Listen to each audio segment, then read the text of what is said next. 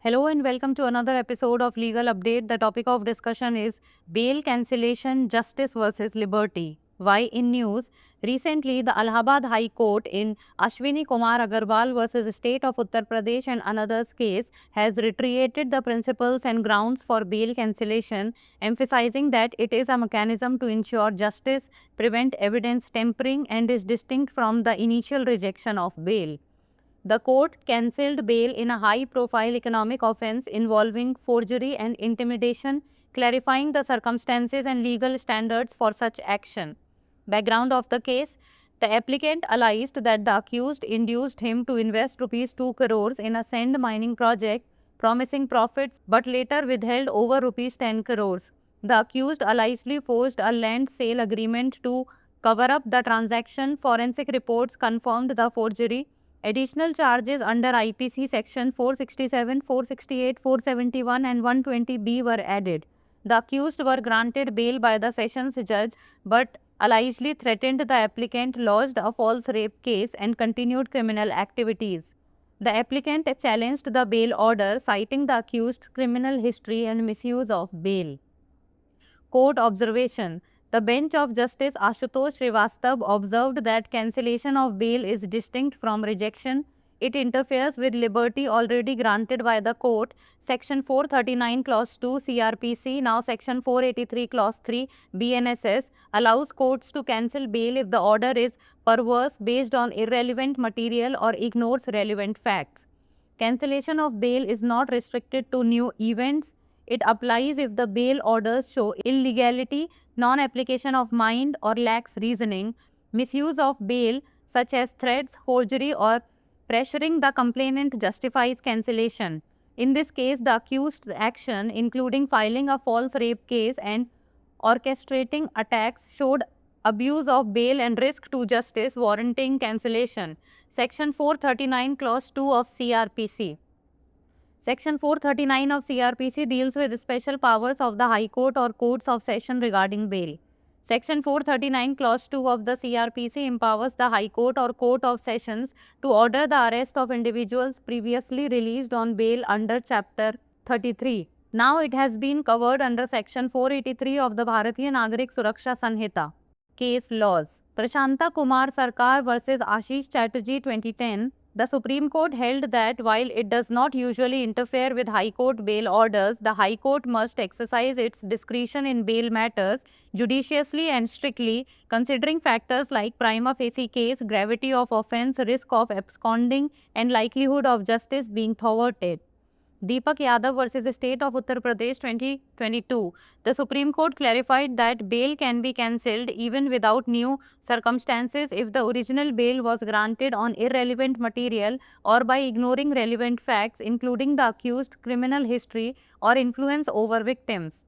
Now it's time for the practice question. Which provision empowers the High Court to cancel bail already granted in a criminal case? Section 482 of CRPC, Section 439 Clause 2 of CRPC, Section 438 of CRPC, or Section 320 of CRPC? Send the answer of this question in the comments below. That's all for today. Thank you so much for watching. जमानत रद्दीकरण न्याय बनाम स्वतंत्रता चर्चा में क्यों? हाल ही में इलाहाबाद उच्च न्यायालय ने अहसवानी कुमार अग्रवाल बनाम उत्तर प्रदेश राज्य एवं अन्य मामले में जमानत रद्द करने के सिद्धांतों और आधारों को दोहराया है तथा इस बात पर जोर दिया है कि यह न्याय सुनिश्चित करने, साक्ष्यों से छेड़छाड़ रोकने का एक तंत्र है तथा यह जमानत की प्रारंभिक अस्वीकृति से अलग है। न्यायालय ने जालसाजी और धमकी से जुड़े एक हाई प्रोफाइल आर्थिक अपराध में जमानत रद्द कर दी तथा ऐसी कार्यवाही के लिए परिस्थितियों और कानूनी मानकों को स्पष्ट किया। मामले की पृष्ठभूमि: आवेदक ने आरोप लगाया कि आरोपी ने उसे रेत खनन परियोजना में 2 करोड़ रुपए निवेश करने के लिए प्रेरित किया, मुनाफे का वादा किया, लेकिन बाद में 10 करोड़ रुपए से अधिक राशि रोक ली।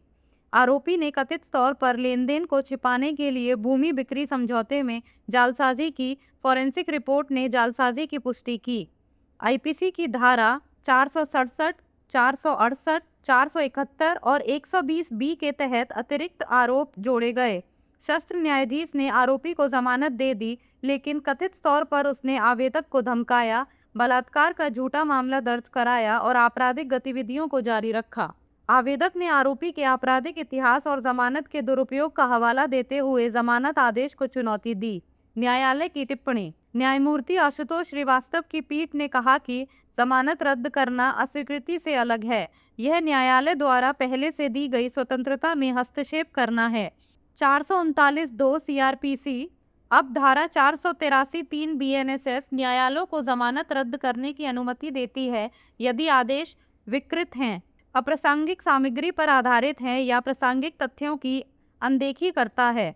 जमानत रद्द करना केवल नई घटनाओं तक सीमित नहीं है, यह तब लागू होता है जब जमानत आदेश अवैधता, विवेक का उपयोग न करने या तर्क की कमी को दर्शाता है। जमानत का दुरुपयोग जैसे धमकी, जालसाजी या शिकायतकर्ता पर दबाव डालना रद्दीकरण को उचित ठहराता है। इस मामले में झूठे बलात्कार का मामला दर्ज करने और हमलों की साजिश रचने सहित अभियुक्त की हरकतों ने जमानत का दुरुपयोग और न्याय को जोखिम में डाला, जिसके कारण जमानत रद्द करने की आवश्यकता थी। धारा 439(2) CRPC की धारा 439 जमानत के संबंध में उच्च न्यायालय या सत्र न्यायालयों की विशेष शक्तियों से संबंधित है। धारा 439(2) उच्च न्यायालय या सत्र न्यायालय को अध्याय 33 के तहत जमानत पर रिहा किए गए व्यक्तियों की गिरफ्तारी का आदेश देने का अधिकार देती है। अब इसे भारतीय नागरिक सुरक्षा संहिता की धारा 483 के तहत कवर किया गया है। Case law. प्रशांत कुमार सरकार बनाम आशीष चैटर्जी 2010। सर्वोच्च न्यायालय ने माना कि हालांकि वह आमतौर पर उच्च न्यायालय के जमानत आदेशों में हस्तक्षेप नहीं करता है, लेकिन उच्च न्यायालय को जमानत के मामलों में अपने विवेक का इस्तेमाल विवेकपूर्ण और सख्ती से करना चाहिए, जिसमें प्रथम दृष्टया मामला, अपराध की गंभीरता, फरार होने का जोखिम और न्याय के विफल होने की संभावना जैसे कारकों पर विचार किया जाना चाहिए। दीपक यादव बनाम उत्तर प्रदेश राज्य 2022। सर्वोच्च न्यायालय ने स्पष्ट किया कि यदि मूल जमानत अप्रासंगिक सामग्री पर या आरोपी के आपराधिक इतिहास या पीड़ितों पर प्रभाव सहित प्रासंगिक तथ्यों की अनदेखी करके दी गई थी, तो नई परिस्थितियों के बिना भी जमानत रद्द की जा सकती है। अब बारी है अभ्यास प्रश्न की। कौन सा प्रावधान उच्च न्यायालय को आपराधिक मामले में पहले से दी गई जमानत को रद्द करने का अधिकार देता है? CRPC की धारा 482, CRPC की धारा 439(2), CRPC की धारा 438 या CRPC की धारा 320? आप इस प्रश्न का उत्तर कमेंट सेक्शन में दे सकते हैं। आज के लिए इतना ही, धन्यवाद।